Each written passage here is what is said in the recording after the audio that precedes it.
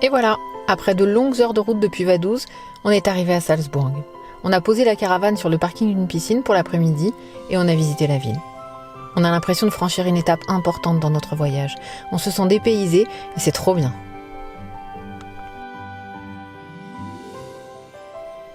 Là, on est dans le parc du château Mirabel. Non, cherchez pas, il n'y a pas de prunier, ça n'a rien à voir avec le fruit. Ça vient de l'italien mirabile, qui veut dire merveilleux. Et ça l'est. Le château Mirabel est aujourd'hui classé au patrimoine de l'UNESCO. Il a été offert par le prince-archevêque Wolf Dietrich de Reithenow à sa maîtresse pour loger leurs 15 enfants. En même temps, 15 quoi. Fallait bien ça, non ? Là, sur les hauteurs de la ville, on aperçoit la forteresse de Hohensalzburg, un des plus grands châteaux médiévaux d'Europe, et aussi un des mieux conservés. Au fil des années, le château Mirabel a évolué, ses jardins aussi. Aujourd'hui, il y règne une ambiance féerique. On y trouve des statues. D'ailleurs, Alban en a profité pour adopter une licorne au passage. Ça va être sympa dans la caravane. On y trouve aussi des jardins à la française, des fontaines. Et le fameux jardin des nains, 15 statues, qui sont un peu les précurseurs de nains de jardin. Nous, pour la touche perso, on a ajouté le nain invité mystère et aussi le n'importe quoi.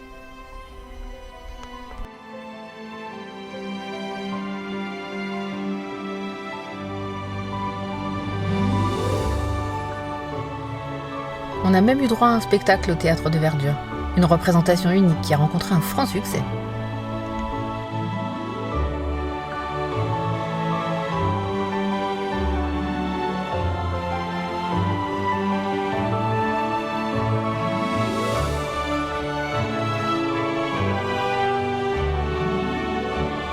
Ah oui, celui-là, je vous laisse trouver son nom.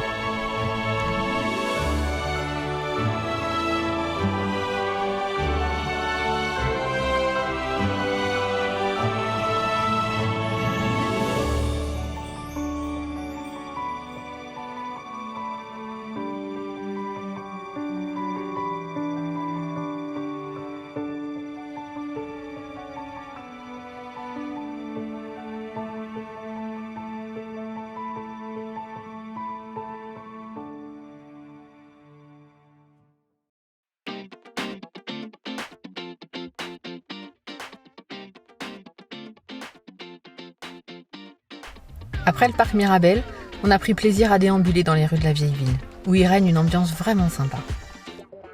Grâce à ses ruelles, aux tenues traditionnelles. À notre grand étonnement d'ailleurs, on en a croisé un bon nombre. Mais aussi ses calèches, ses échoppes avec leurs jolies devantures, ses bâtisses magnifiques.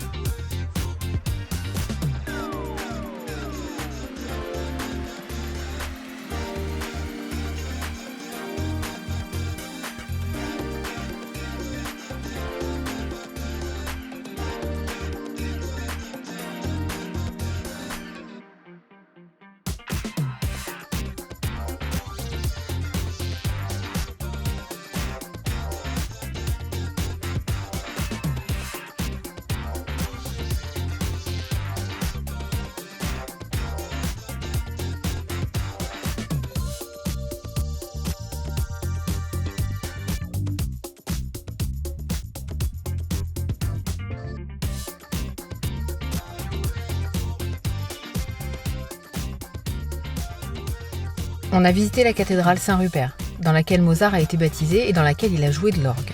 D'ailleurs, la cathédrale en compte 7. Pour l'histoire, elle a été édifiée une première fois au 8e siècle. Ensuite, chacun voulant y ajouter sa patte, elle a subi de nombreux agrandissements et restaurations, jusqu'à ce que finalement, au vu du résultat, Wolf Dietrich, vous vous souvenez, c'est le même qu'au château Mirabel, n'ordonne sa destruction.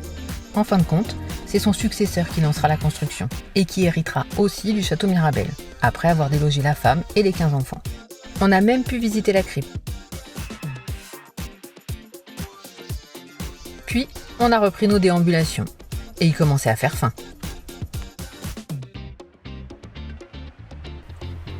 On a essayé le fromage, mais Après dégustation, on a continué à chercher. Et on avait l'embarras du choix, parce qu'en termes de grignotage, ils sont champions.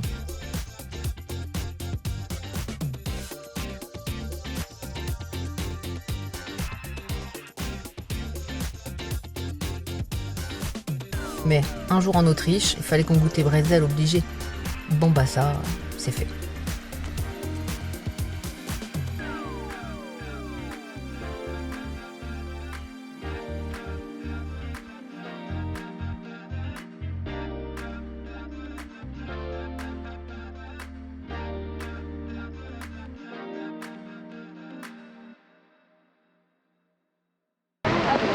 C'était super, hein? Génial, ouais. Franchement, super. Très très agréable comme vague.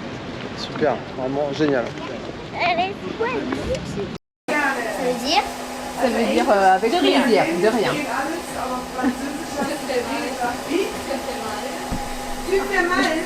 Tu t'es fait mal, ouais, Paco, mais t'as dit, tu t'es fait mal. Un petit peu. Un petit peu, un petit. Un poquito. On peut, ok. Und du willst doch bestimmt auch Schokolade, oder? Komm her. Ja, Tu veux un chocolat toi aussi? Tu vas, et quand la dame elle te le donne, après tu dis donc.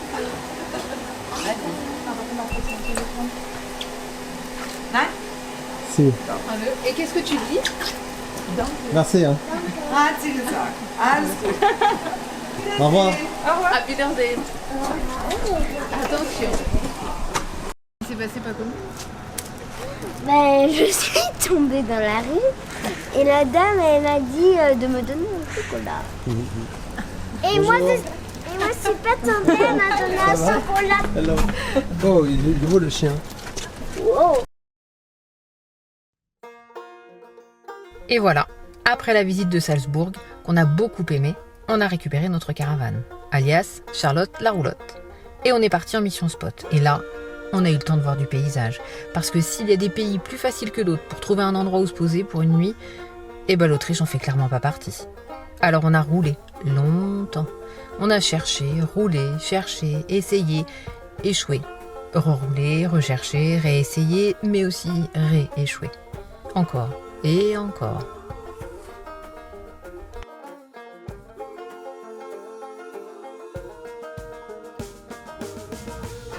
Finalement, on a trouvé un super parking retiré de la route, à côté d'une espèce de ferme pédagogique géniale. De l'espace, des animaux, les enfants étaient aux anges, et nous aussi, parce que la journée avait été bien chargée et il était temps de se poser.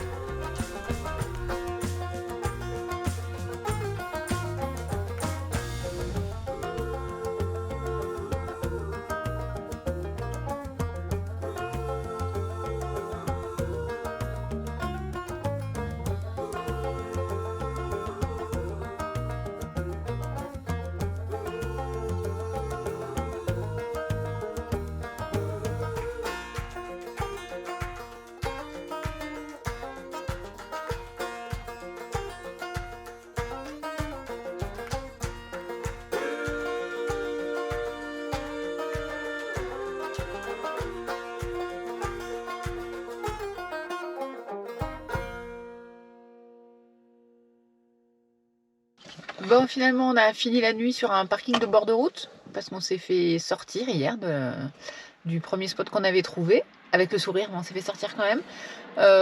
Du coup, on a quand même bien dormi. Voilà. Et là, ce matin, on reprend la route direction Vienne.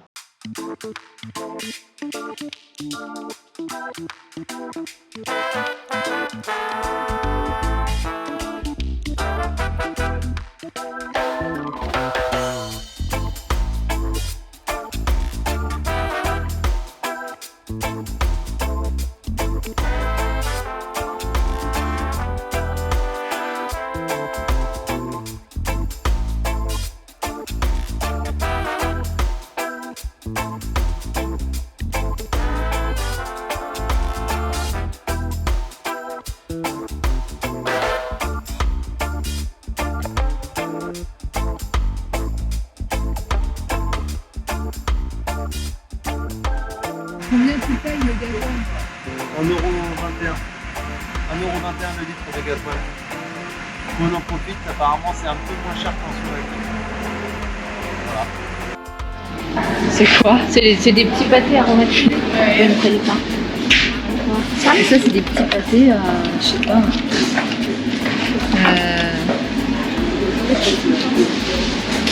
Pâté de viande fumée. J'en sais rien. Je sais pas. Un bon petit pâté junior. Au thon. Au thon.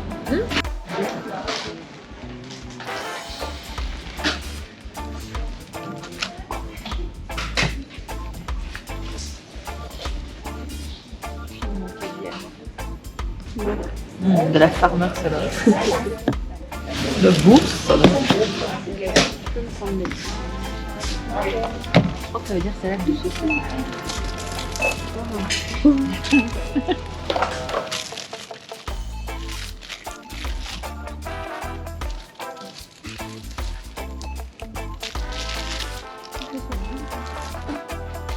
Vous m'avez au moins acheté une spécialité locale là-dedans. On Dans a ce acheté une farmer salade, mais ça a l'air tout à fait normal. Ça a l'air carotte, en tout cas, si comme les mots, je regarde les images. En gros, concombre, carotte. Par contre, je t'ai acheté une Wurst salade. Quoi ça? Une salade de saucisse au yaourt. Ah putain. Bon, je vais découvrir. Hein. Avec Ouais. des petits bouts de cornichon quand même. Bon, quand même, ça va. Ça s'arrange. C'est tout, il y avait rien d'autre de spécial dans ce magasin? Ah bah du pâté en veux-tu en voilà, je te l'avais dit. Les rois des petits pâtés à tous les goûts. Bah, du pâté à la saucisse, du pâté au thon, du pâté à quoi on a vu? Ah, du pâté à des noms qu'on comprend pas non plus. Et du pâté au pâté certainement. Et du pâté spécial enfant. Avec un petit canard qui te fait. Je sais pas où ranger ça. Bon bah voilà, on vient de partir. Finalement, ça fait 1h30 qu'on cherche la carte bleue. On avait perdu ma carte bleue. Finalement, elle était bien rangée dans un sac. Dans le sac à main d'Emilie. Bon voilà, plus peur que de mal. On a fait quelques courses. Et on est prêt à reprendre la route.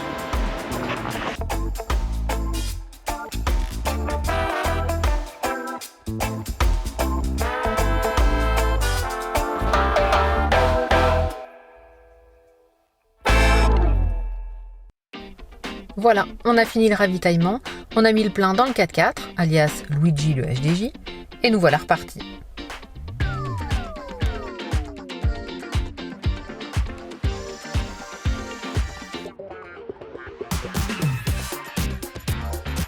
Oui, je sais, c'est moche, mais des fois, une tablette et deux casques, c'est le prix à payer pour un peu de calme. La scène étant particulièrement intéressante, vous pouvez en profiter pour admirer l'ingéniosité du rangement des polaires et vestes légères, toujours à portée de main. Et là, non messieurs dames, je ne fais pas la gueule, je suis concentrée. Je prépare la visite de cet après-midi. Une grotte du côté de Vienne, ça va être top. C'est le plus grand lac souterrain d'Europe.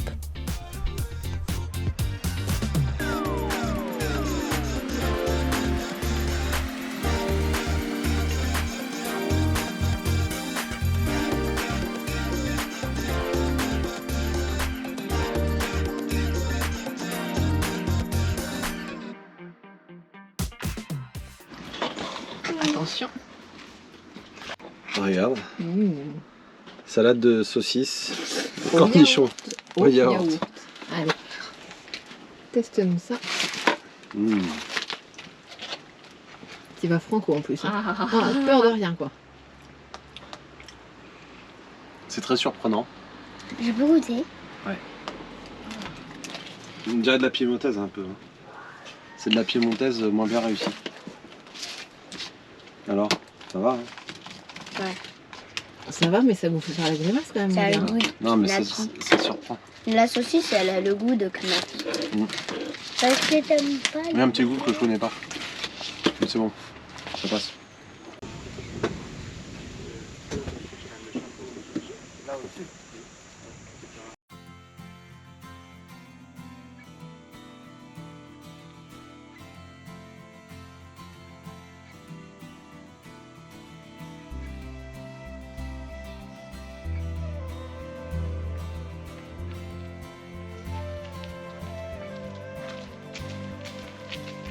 j'espère qu'on va trouver ces ruines. C'est C'est pas le genre. oui, ça s'appelle Christian, qu'on a croisé tout à l'heure.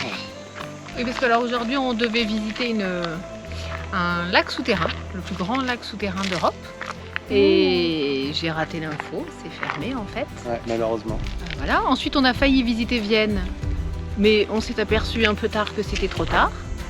Et donc finalement, on va visiter des ruines. Enfin, on cherche. On verra. C'est quoi ces champignons?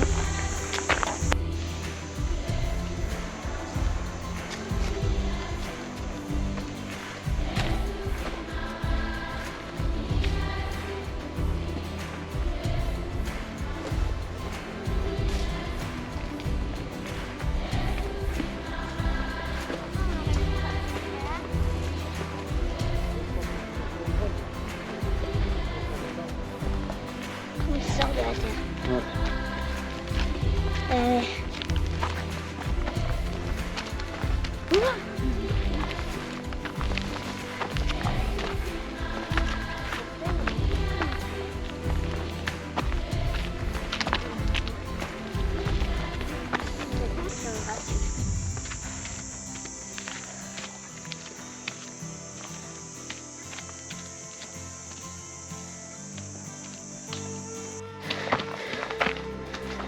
Bon, ça monte bien quand même.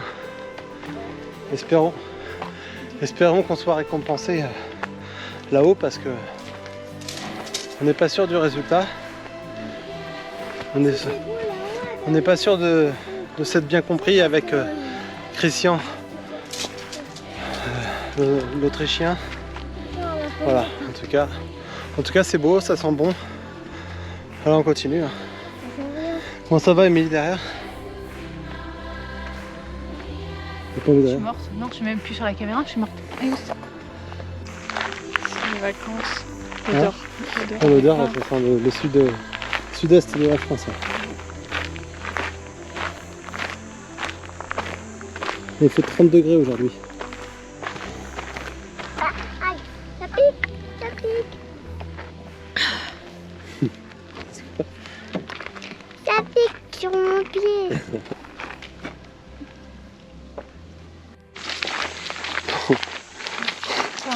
On s'est gouré de chemin.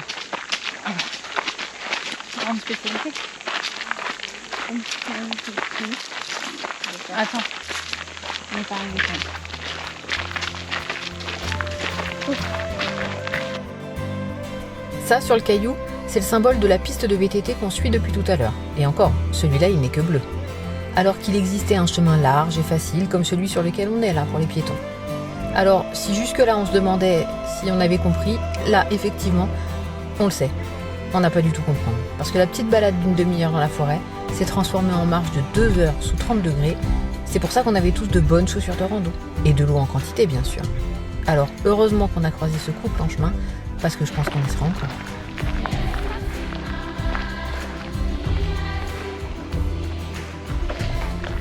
Au revoir, merci.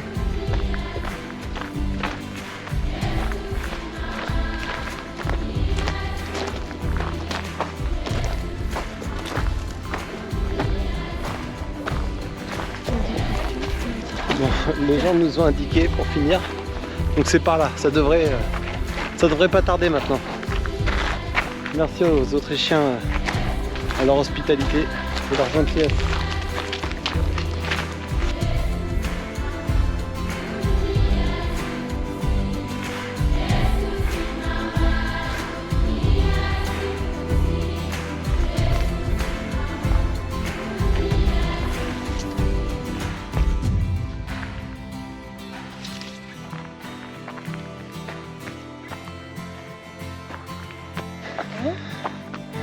On n'est pas venu.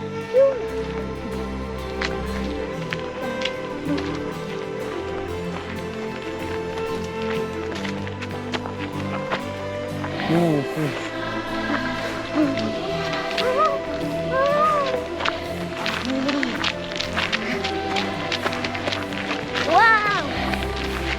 Waouh! Ah. Waouh!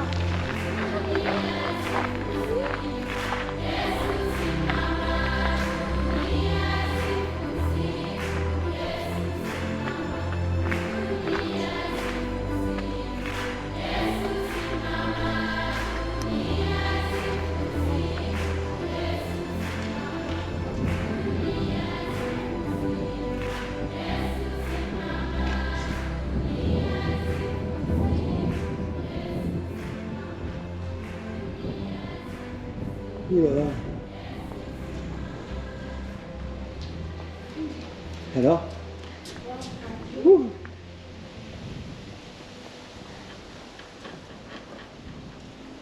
On voit un petit château en bas. Je sais pas si on le voit. Donc ça c'est Vienne. Qu'est-ce qui est improbable? Tu ne trouves pas beau? Bah si, j'ai pas dit que c'était pas beau, j'ai dit que c'est improbable. En voyant la végétation et un temple comme ça, j'aurais pas dit tiens, c'est à côté de Vienne.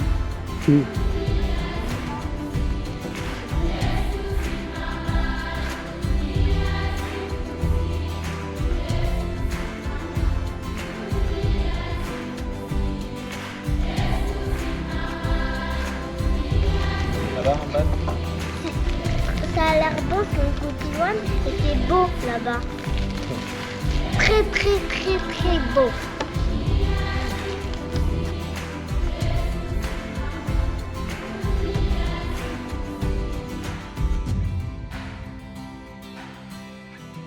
Comme d'habitude, hein, j'ai le vertige. Voilà, c'est bon, c'est pas grave, faut se forcer. Avec un cœur. C'est elle qui m'a collé ça là. Bon donc, après une longue montée, bien difficile, bien chaude, on est arrivé à ce Husaren Temple qui est complètement improbable.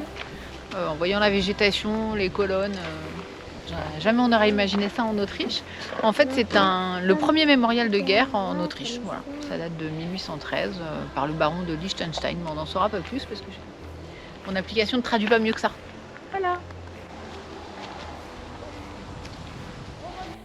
Et voilà le petit château qu'on apercevait depuis le Husaren Temple, le château de Liechtenstein, qui veut dire pierre brillante.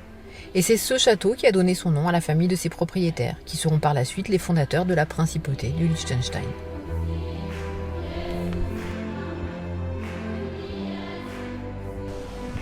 On y va, Louane? Si, allez. Taillot, taillot. Dans le prochain épisode, nous continuerons notre route pour atteindre enfin la Slovaquie. Première étape, Bratislava. À bientôt et merci de nous avoir suivis. Et n'oubliez pas de liker et de vous abonner.